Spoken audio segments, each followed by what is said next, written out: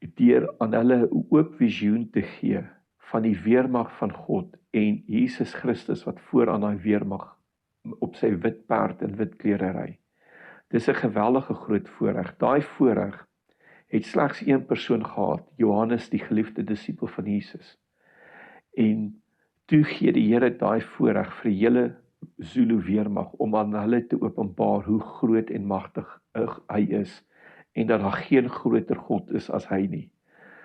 En ek het probeer nagaan in die geskiedenis en sover ek kan sien, is daar nêrens in die geskiedenis van die wêreld het daar weer iets gebeur waar die Here vir soveel duisende mense op een slag 'n oop visioen gegee het nie. 'n Oop visioene is bitterskaars en die enigste plek waar dit gebeur het was jy kry dit soos by Johannes toe hy Openbaring skryf, 'n oop visioen. Maar soos wat die Zulu volk het gesien het, 'n oop visioen is nog soveel mense is nog nooit aangeteken nie. So dis hoe ek vir jou sê, as ek in 'n swart volk was, sou ek dit ervaar het as 'n verskriklike groot eer. Want die enigste manier hoe hulle tot bekering kon kom, was om die grootheid en die glorie van die Here te sien en te ervaar wat so groot en magtige God hy is. En as jy kyk na volke soos daai wat in daai kultuur van oorlog is, hulle het verstaan, my God veg teen jou God. So as jy my verslaan in 'n oorlog, dan het jou God my God oorwin, dan is dit normaal vir my om jou God te begin aanbid, want jou God is sterker as my God. En dis letterlik wat daar gebeur het. Die Here het vir hulle gewys dat, en daai dag het die Here aan die kruis en by sy opstandiging het hy daai goeie pak slaag gegee, maar daai dag by Bloedrivier het hy dit net vir hulle so 'n bietjie duidelik gemaak dat hy is absoluut God. En wat 'n voorreg en wat 'n fantastiese dag was dit nie, want daai dag het die Here die Zulu volk uit homself aan hulle geopenbaar. Die boervolk het nie die engele weermag gesien nie. Ons het dit nie gesien nie. Daarom is dit nie in ons gedeelte van die geskiedenis opgeskryf nie, maar die Here het daai voorreg vir hulle gegee, dat hulle dit mag sien. So die Here het op een dag die Zulu volk gered, maar op dieselfde dag het hy geboorte gegee na my mening aan die boervolk. En jy weet, ek het baie keer gewonder, Here, hoekom hy dit so gedoen het, en ek het besef dat dit het so die Zulus gered het, en dit het ons gered. En wat my getref het van die dag, was dat daai manne wat daai dag daai oorwinning behaal het, hulle het later opgetrek in die binneland in, en hulle het baie grond gekoop by die Swazi koning, en daai akte van die grond wat ons gekoop het by die Swazi koning is nog steeds in die Swazi Royal Library. Ek het 'n pragtige video gesien waar Eugene ter Blanche daai akte beskryf. Hy weet die man het kon 'n paar dinge nou maar vir jou reg beskryf. Ek sê nie hy het nie alles wat hy geglo het was reg nie, maar die man se geskiedenis is uit so 'n pragtige verstaan van die geskiedenis gehad. En wat ongelooflik was, is dat hy ook dit kon sien, nê? Die akte wat in Swaziland is. Dan het ons ook die grond gekoop, nie net by die Swazi koning nie, maar by verskeie ander volke. Jy weet, verskeie ander mense.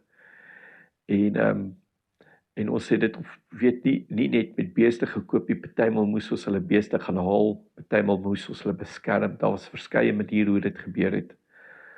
Maar ek wil dit duidelik stel dat ons het geen grond gesteel by enigiemand nie. En ons het op geen manier onchristelik opgetree nie. Ons het die grond gekoop. En inteendeel, die Swazi koning het wou gehad het, en baie swart volke wou dit gehad het, dat hulle wou gehad het, dat hulle het aan ons grond verkoop, en die groot rede is om hulle te beskerm teen ander volke, omdat hulle mekaar opgeëet het. So, dis hoekom baie grond aan ons verkoop is, want ons moes hulle beskerm, ons moes die volke wat mekaar uitgewis het van mekaar weghou om hulle en hulle beskerm. So as jy gekyk het na die oorspronklike ZAR kaart, en ek moedig julle almal aan om dit te gaan kyk, dan sal jy sien dat binne die ZAR was daar klein gedeeltes van land wat die boervolk nie heeltemal in beheer was nie, en daarso het daai swart volk oor hulle self regeer. En die rede was, want ons het hulle beskerm van mekaar af. En wat ongelooflik was, is dat in daai as jy kyk na die oorspronklike grense van die ZAR, het al die rykdom van Suid-Afrika was binne in die grense van die ZAR. En dit het my aangegryp toe ek dit sien. Al die diamante, al die goud, alles was binne die oorspronklike grense van die ZAR. Dis asof die Here gesê het, hierso, ek het nou 'n verbond met julle, julle land is getroud met my, soos hy gesê het in hy skrif in Jesaja 62 vers 4, en gesê het, hier's al die rykdomme vir julle, hier's dit, die goud, die beste goud in die wêreld, die meeste goud, die diamante, alles, hier's dit alles vir julle, beste van die beste grond, alles, hier's dit vir julle boervolk. En jy wonder nou, hoekom het die Here dit gedoen? En die antwoord is in die gelofte. Nou, as jy gaan na Vaandel Uitgewers toe, kry jy 'n pragtige boekie wat geskryf is deur 'n man, die boek se naam is Die Verbond van Bloedrivier, by Vaandel Uitgewers. Die man was ateïs gewees, en toe hy die geskiedenis van ons volk bestudeer, toe het hy tot bekering gekom, en sy hart vir die Here gegee, en is gedoop, en het hy hierdie boekie geskryf, en dit is 'n ongelooflike gedagte om te dink, dat 'n persoon wat ateïs was, die geskiedenis van sy eie volk bestudeer en tot bekering kom. Want hy het die hand van God gesien. En in hierdie boekie daar is seker hierso by die 4-5 variasies van die gelofte wat die mense afgelê het, maar onthou die gelofte is afgelê in die vorm van gebed, nê? Baie belangrik om te verstaan. En ek dink die enigste ene wat mens kan ernstig opneem, die enigste ene wat jy kan ernstig opneem is volgens die boekie, die Verbond van Bloedrivier.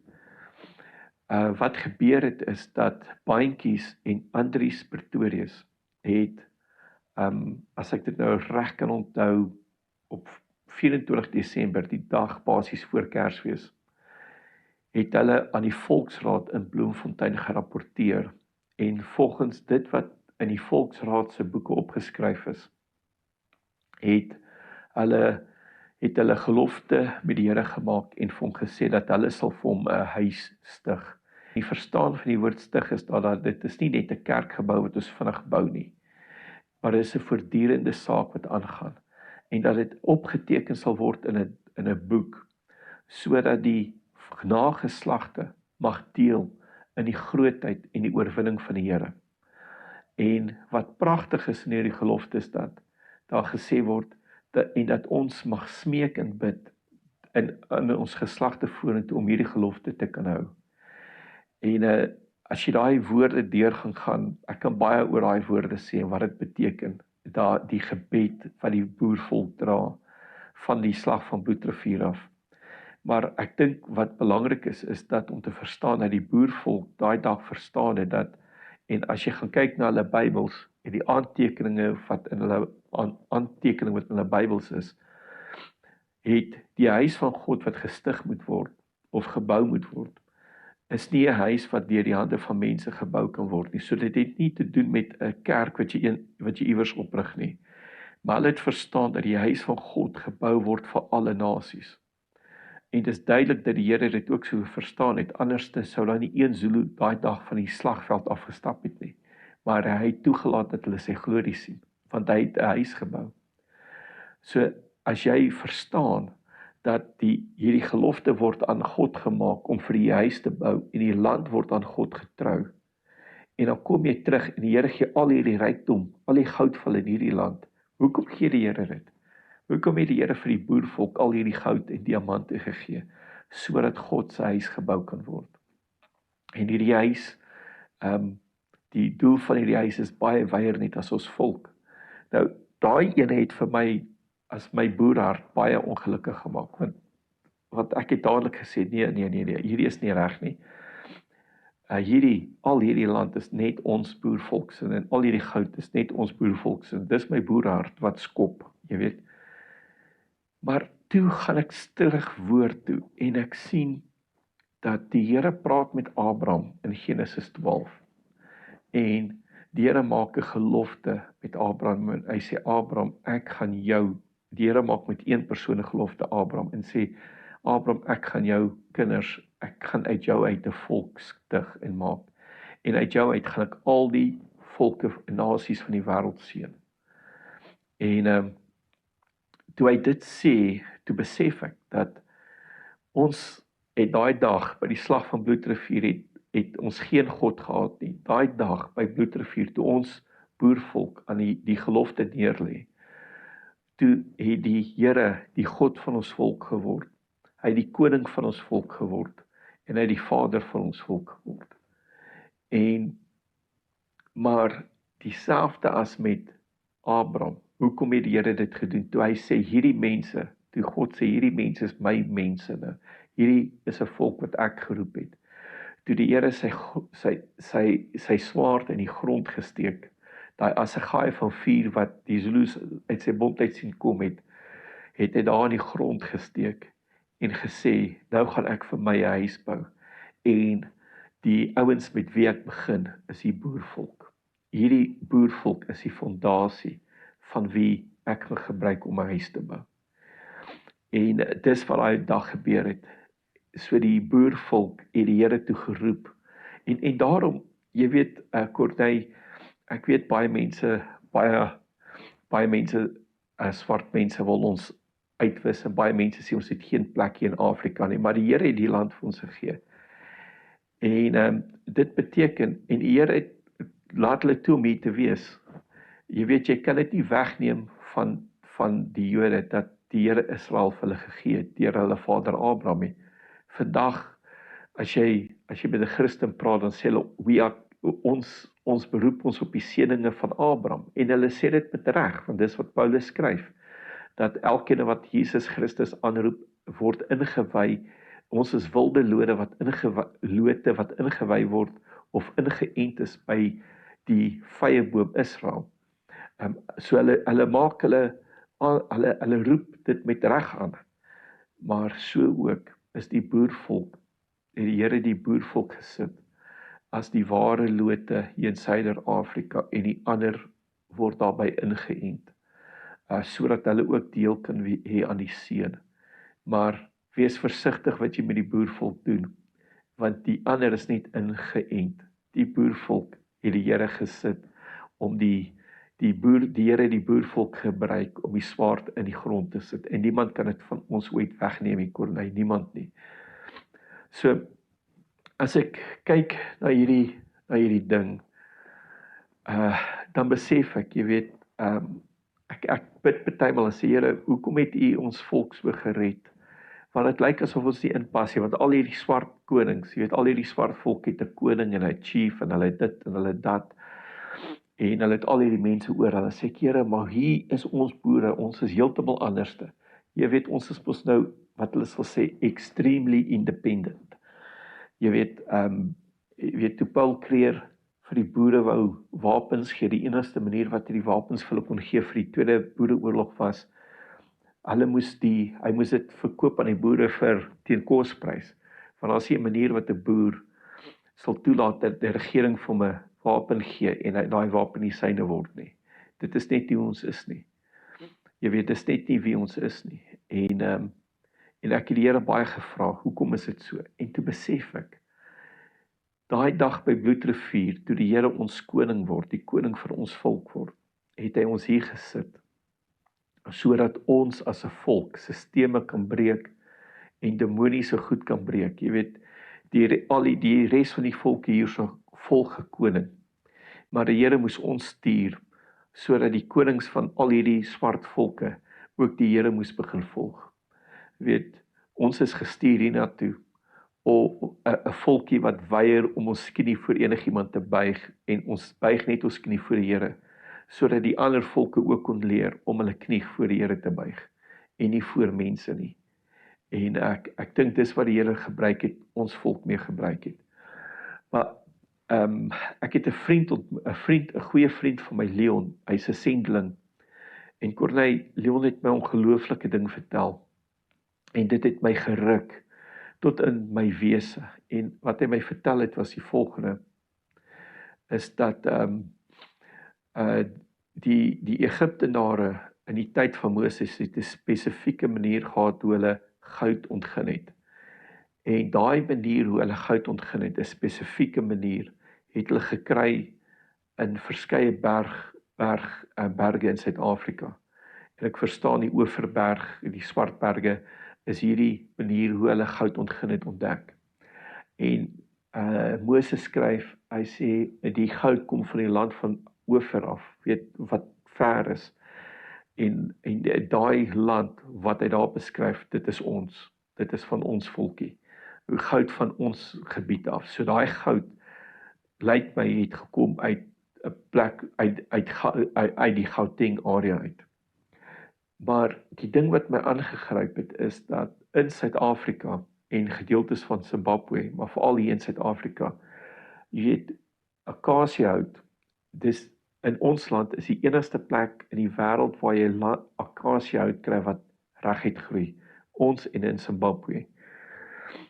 So daai planke wat gebruik is om die tempel te bou, en daai stawwe wat gebruik is om die ark van die Here te dra, wat van akasiëhout is, dit kon nie uit die beloofde land uitgekom het nie. Die enigste plek van waar dit kon gekom het is hier.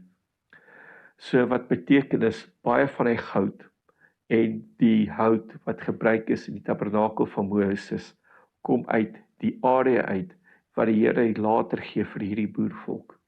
So die goud en die akasiëhout wat gebruik is, om te bou in die tempel van Moses, gee die Here aan 'n volk, wat aan hom 'n gelofte doen, om dit alles te gebruik om sy huis te bou.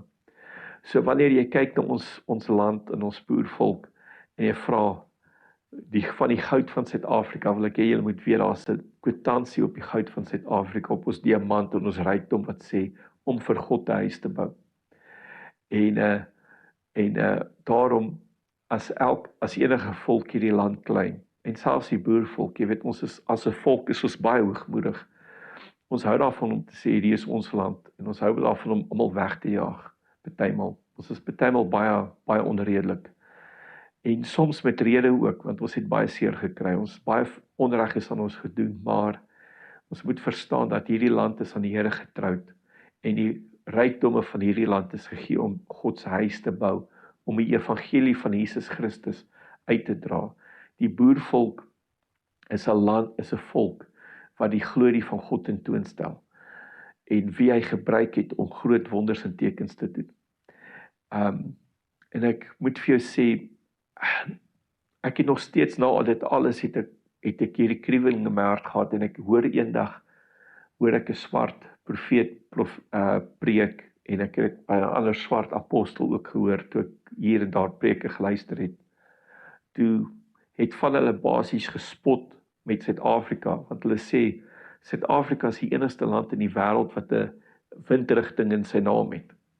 Nou, hoekom wil jy 'n windrigting in jou naam hê? En hulle het gesê, Suid-Afrika het geen doel nie. Maar, julle weet, Corneille toe ek begin bid het oor die saak, en ek sê, Here, toe ek hierdie dinge hoor van hierdie swart apostels en profete en predikers, het my hart ongelukkig gemaak, en ek kon voel in my gees het iets geskop. En ek het gaan bid oor hierdie saak en gesê, Here, wat sê hierdie mense? Het hulle hierdie woord by u gekry, of is dit 'n woord van die duiwel af? En ek gaan dit vir julle so antwoord. Toe ek bid oor die saak, toe die Heilige Gees met my gepraat, en hy het vir my gesê, ek moet die tabernakel van Moses gaan kyk. Toe ek die tabernakel van Moses mooi kyk, toe sien ek die opening, die ingang van die tabernakel van Moses was altyd aan die ooste kant gewees, En die allerheiligste was altyd aan die weste kant gewees. En daar's baie redes daarvoor en wat ek nie nou in kan gaan nie, maar toe praat die Heilige Gees, toe sê hy vir my, die son kom op in die ooste, so as ek die tabernakel van Moses neerlê in die ooste, en ek sit dit oor die wêreldkaart heen, toe sê hy vir my, dan sien ek die doel van elke volk op aarde. En ek bid en ek sê, Here, maar wat is my volk se doel? Die boervolk waarvan ek deel is, wat is my volk se doel? Hoekom is my ou voorouers hier naartoe gebring? En toe ek gaan kyk, toe sien ek die menorah is altyd gewees aan die suidekant. En die menorah, die kandelaar van Moses, stel altyd voor die Heilige Gees. En wat die kandelaar binne die heilige plek gemaak het, is dat dit het lig gebring vir die heilige plek, sodat die priesters binne dit kon werk.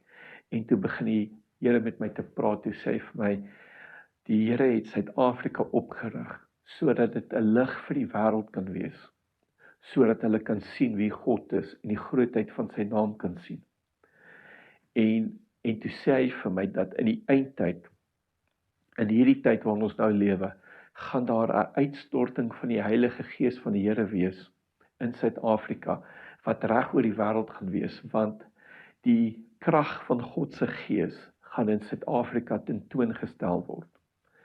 En ek kan vir julle sê, ek het 'n diep ervaring gehad, dat die Here, dat daar gaan plekke wees in ons land, waar mense die Gees van God soos 'n vuur gaan sien, in die lig, soos 'n pilaar van vuur gaan sien in die lig, want die Here gaan die grootheid van sy krag tentoonstel deur ons land.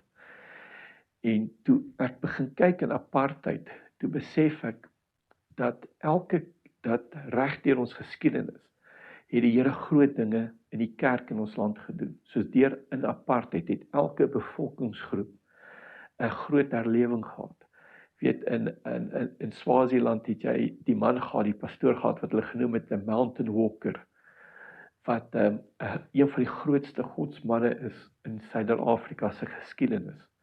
Weet, hierdie man was so groot man van God, dat die mense in Swaziland het geweet, die man van God is op pad 3 dae voor die tyd, as hulle begin sien, dat die hekse vlug, so as hulle begin sien, die Sangomas hardloop weg, dan weet hulle, oor 3 dae is die man van God hier, en op die 3de dag, dan gewag hulle buite die stad vir hom, en dan kom die man van God aan, en dan ontvang hulle hom buite die stad, want dan bid hy vir die siekes, en elke siek persoon vir wie hy gebid het, die Here genees.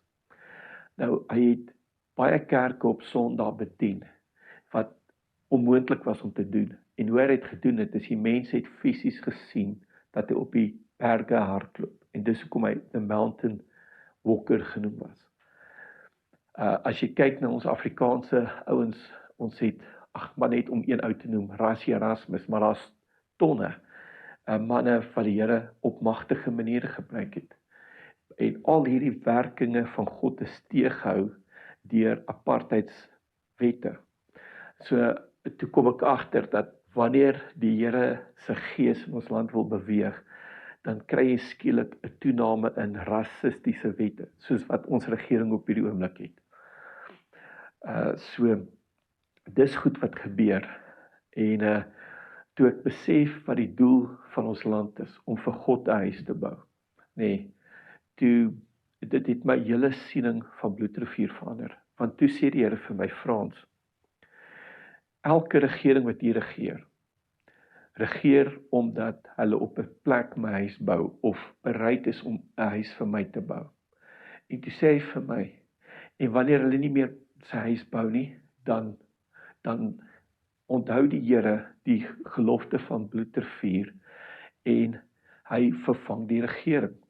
Dis hoekom 'n regering, die ou apartheidsregering vervang is, omdat hulle nie meer God se huis bou nie. En ons as die boervolk is gedissiplineer deur die Here, omdat ons die gelofte om vir God 'n huis te bou nie nagekom het nie.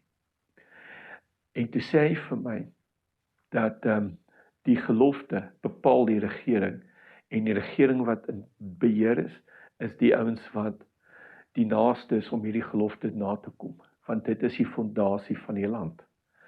En toe ek bid oor hierdie goeters, ek sê vir jou Corneille, ek was baie hartseer geweest, en dit het my hart geroer, terwyl ek die goed gesien het, en ek het gebid, ek het gesê, Here, maar wat van my volk?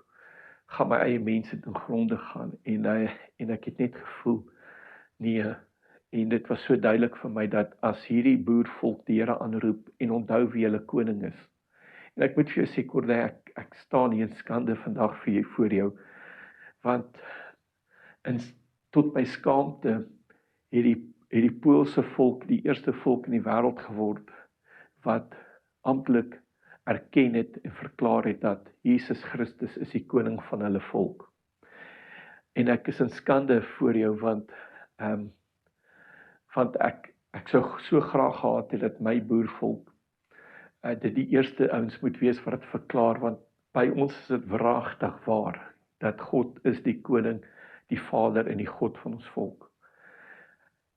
En toe besef ek net, as ons volk die Here aanroep, is daar niks wat ons kan keer nie. In 94, toe het ons volk die Here begin aanroep, en ek kan onthou elke lunch hour was 'n gebedshour gewees, want almal het bloedvergieting verwag, en mense die Here aangeroep, op elke moontlike tyd, en die Here het ons gered van bloedvergieting, en ons het tyd gegee van voorspoed. Maar ongelukkig vergeet ons hierdie dinge. En toe het ek gesien, toe die Here my in daai tyd gewys, daar gaan geweld kom in ons land. En ons land gaan val. En die Here het vir my, en ek was baie hartseer, ek sê, hoekom sal Suid-Afrika val? En ek het gesien hoe alles tot vernietiging sal gaan. En hy het vir my gesê, dis dat die mense wat glo, hulle is in beheer, en wat glo, hulle gaan in beheer wees van Suid-Afrika vir altyd, die mag oor die land gaan verloor, en die beheer oor die land gaan verloor, sodat die regverdige die land sal beerwe. En toe het ek gesien, dat in daai tyd, gaan Suid-Afrika 'n regeringsstelsel hê, wat geen ander land op aarde het nie, wat uniek is aan Suid-Afrika, en ek het gesien, dat daar gaan ek weet nie wat jy dit wil noem nie, ek weet nie of dit 'n parlement is, of hoe jy dit wil noem nie, maar ek het gesien 'n raad, wat die hoogste gesag in die land gaan wees, en dit gaan 'n raad wees van die ouderlinge van elke volk, die ouderlinge van elke volk, en hulle gaan ministers aanstel, en 'n tipe van 'n parlement aanstel, en hulle gaan die veto-reg in die land hê, en dis die hoogste gesag, en as 'n minister nie reg doen nie, sal hulle hom van sy pos verwyder en 'n nuwe een aanstel. Maar ek het gesien, daai mag gaan in die hande wees van die ouderlinge van die volke. En ek het in my hart ervaar, dat die dag as daai regering kom, weet, dat die land verskriklike voorspoed sal ingaan. En ek het gevoel dat in daai dag, jy weet, die volke gaan besef wie die boervolke is, en dat die boervolk grootliks in beheer gaan wees. Maar dat dit nie in beheer gaan wees soos in die vroeë tye nie, maar dat dit, soos ek sê, almal gaan insluit, want die Here gaan sy huis bou. So ek het besef, die Here gaan sy huis bou. En daarom het ek hoop vir wat kom. Weet, en my hele verstaan van Bloedrivier is dat die Here gaan sy huis bou. En daai dag by die slag van Bloedrivier het hy sy glorie openbaar aan die swart volke, en vir die swart volke gewys, pas op, ek alleen is God hier.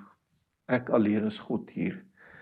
En elkeen wat vandag sê, ons moet van die land af, elkeen wie ons wil uitwis, elkeen wat planne het om vir ons, of hulle nou in Londen sit, Taiwan, Washington, Moskou, maak nie saak waar hulle sit en hoe groot hulle dink hulle is nie. Maar die God wat die hemel en die aarde geskep het die boervolk se geroep gehoor, 'n klein volkie gehoor, wat niemand sal ag nie, 'n volkie wat niemand sal ag nie, 'n volkie wat baie mense sal afskryf en sê dit is absolute bogstories. Maar hy het hulle gebed verhoor om sy huis deur hulle te bou, sodat hy hulle kan gebruik om die wysheid van magtige konings en vorste te breek en hulle tot skaamte te bring, sodat die boervolk die glorie van die Here en die grootheid van sy naam deur die wêreld bekend mag word. En as hierdie volkie na die Here toe roep en draai, dan moet ek vir jou sê, kom die hele hemel in beroering. Want God sal sy gelofte nakom en hy sal sy grootheid verkondig. Want onthou Suid-Afrika, die Here het ons gemaak soos 'n lampstand, soos 'n menorah, om vir die hele wêreld 'n openbaring te gee van die grootheid van wie hy is en die magtigheid van sy naam, die majesteit van sy koningskap en die grootheid van wie hy is. En daarom, jy weet, toe ons voorouers Europa gevlug het, die woord sê, as jy vir my naam staan, sal ek jou seën vir 1000 geslagte. Toe ons voorouers Europa vlug en hier aanland vir die naam van die Here, het daar 'n spesiale seën oor ons gekom. En voor ons hier gekom het die swart volke mekaar opgeëet, mekaar uitgewis, daar was bloedvergieting op die land, daar was 'n vloek op die land gewees. Nee, daar was 'n vloek op die land gewees. Jan van Riebeeck, toe hy in die Kaap kom, toe sit 'n dorre plekkie, toe plant hy bome groei en die bome het die reënval verander. Toe die ANC die bome uithaal, toe val die reënval. Geen wonder nie, nee. Maar die Here het ons volkie gebruik en hy het ons geseën en uit hierdie klein volkie uit het hulle 'n magtige Britse ryk gebreek. Het ons nog nooit regtig ons knie gebuig voor sisteme nie. Ons volkie se grootste vyand was nog altyd regerings, die vorste van hierdie wêreld en kerke, weet, georganiseerde kerke. Nie die ware kerk van God nie, maar jy weet, as jy 'n kerknaam, as jy 'n groepie mense bymekaar bring en jy sit 'n kerknaam daarop, dan word dit mos 'n wannabe kerk. So ek praat nie van wannabe kerke nie, ek praat van die ware kinders van die Here. So al hierdie goeters was nog altyd ons volkie se naam, is sy vyande, en ons volk se mense het nog nooit regtig, jy weet, 'n ware boer sê nie ja vir alles nie, maar die Here het ons so gemaak, omdat hy ons gemaak het 'n kandelaar, om die grootheid van sy naam tentoon te stel. En toe die Britse mag hier kom, het hulle self vasgeloop.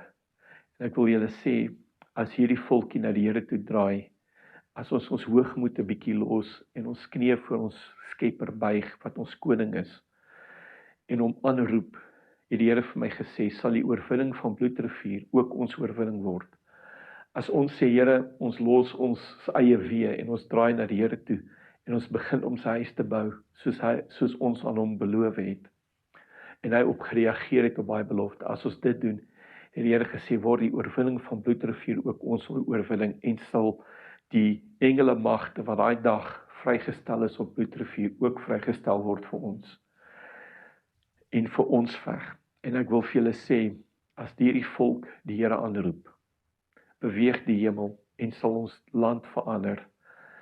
En dis hoekom toe die Here my vraag beantwoord van die begin, en ek het gesê, Here, wat het ek gemis? Wat het ek gemis? Ek het gemis 'n gelofte van God om hierdie huis te bou. En ek het gemis hoe belangrik dit is. Maar deur al hierdie goeders het die Here my geleer die belangrikheid hiervan. So ek sê vir die Here dankie daarvoor. En my gebed is dat my volk sal terugkeer na die waardes van Bloedrivier toe, dat die verstaan waaroor Bloedrivier gaan, en die verstaan wat dit werklik beteken. So ja, Corneille, baie dankie vir die geleentheid om saam met jou te kom praat. Weet, ek wil net 'n gebed doen. Weet, as ek oor die goed praat, my hart is vol, en ek wil net 'n gebed doen. Hemelvader, U is die God wat die hemel en die aarde geskep het.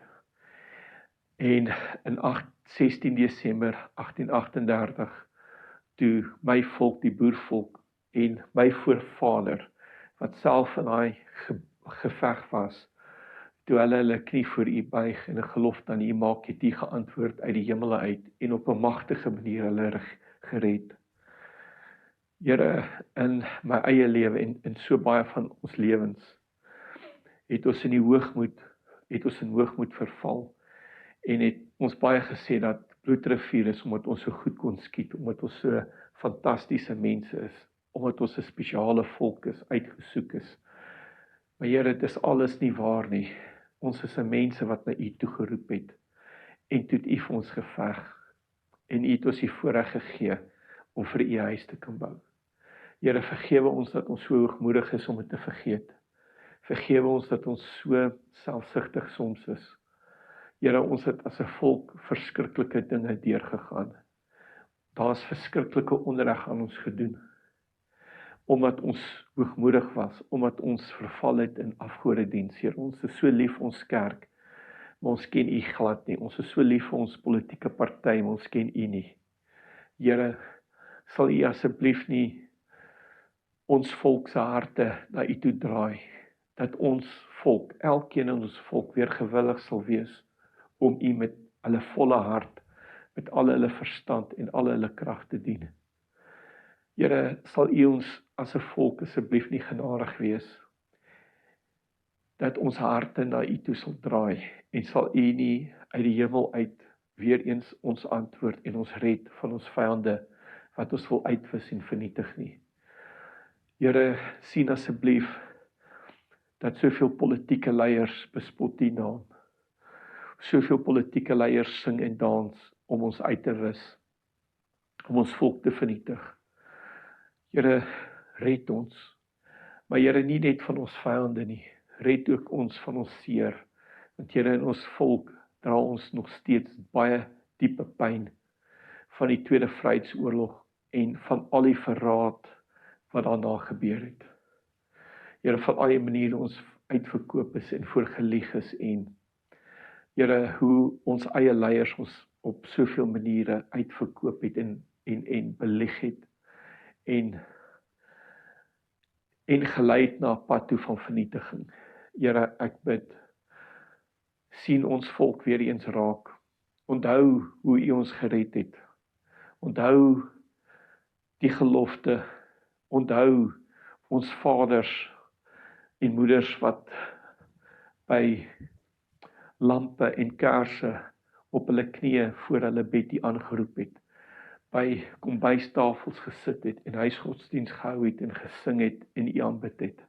Here, onthou hulle en draai ons harte terug na U toe en help ons om werklik tot bekering te kom, sodat U ons kan gebruik om vir U 'n huis te bou, 'n huis wat vir U welgevallig sal wees. Here, genees die boervolk. Hoor ons weer eens aan. Hoor ons weer eens aan. Laat ons weer 'n volk word wat op ons knieë is. 'n Volk wat by die kombuistafel sit en huisgodsdiens hou. 'n Volk wat weer sal maak soos ons voorouers, dat U toe sal draai en U met alles in ons sal dien. Here, vergewe ons vir ons afgodediens. Vergewe ons vir ons bloedvergieting. Vergewe ons vir wat ons verkeerd doen.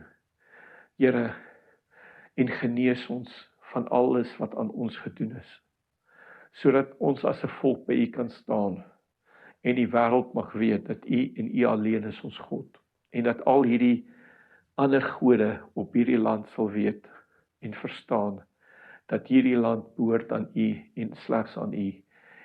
Here, hoor ons boervolk weer, sien ons, wees ons genadig en red ons as 'n volk, is my gebed in Jesus naam. Amen.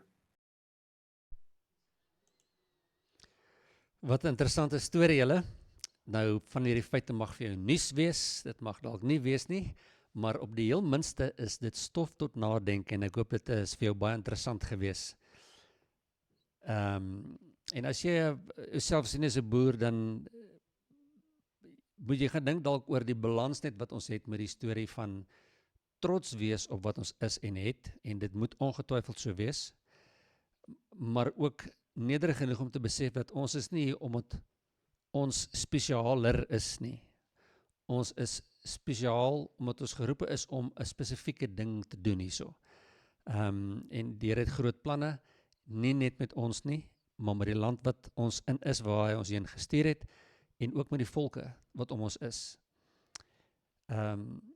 Dan sommer net vir afsluiting, liewe vriende, as julle nie geweet het nie, op Radio Nuwe Lied se platform kan jy gaan kyk ook dat Frans het 'n weeklikse aanbieding met die naam van The Key of David, gebaseer op sy boek met dieselfde titel, en jy is welkom te gaan loer daarna ook. Ek gaan ook later 'n gesprek met hom hê oor die belangrikheid van volke, dat ons nie onsself as spesiaal sien oor enige rede van hoe oulik ons is nie, maar dat ons uniek is en dat elke volk uniek is en dat volke belangrik is. So tot ons weer kuier, ek hoop dit gaan goed met jou en ek mag die mikrofoon dalk vandag gehad het, maar hierdie gesprek is nie klaar sonder jou nie. So as jy vir my jou opinies of vrae of wat ook al jy het om te stuur, sal stuur, dan kan jy dit doen na radio by radionuwelied.com, of as jy 'n Telegram of 'n WhatsApp boodskap wil stuur, kan jy dit doen na 062 336 5330. En tot volgende keer, bly vra, bly waarheid soek en bly geanker in Christus. Lekker koffie word op die heel beste natuurlike metodes verbou in die hoof koffieproduserende lande in Afrika. Jy kan sommer die kwaliteit proe. Spesialis koffie van ander gebiede is ook beskikbaar. Jy kan jou bestelling plaas by huwelied.co.za. Dis beskikbaar in verskillende sterktes, as bone of gemaal en in 3 verskillende groottes verpakking. Onthou, as dit nie sê lekker koffie nie, dan is dit nie lekker koffie nie. Luister nou na Radio Nuwe Lied, jou Christelike lewenswyse radiostasie. Klets, kuier, luister en leer in Afrikaans.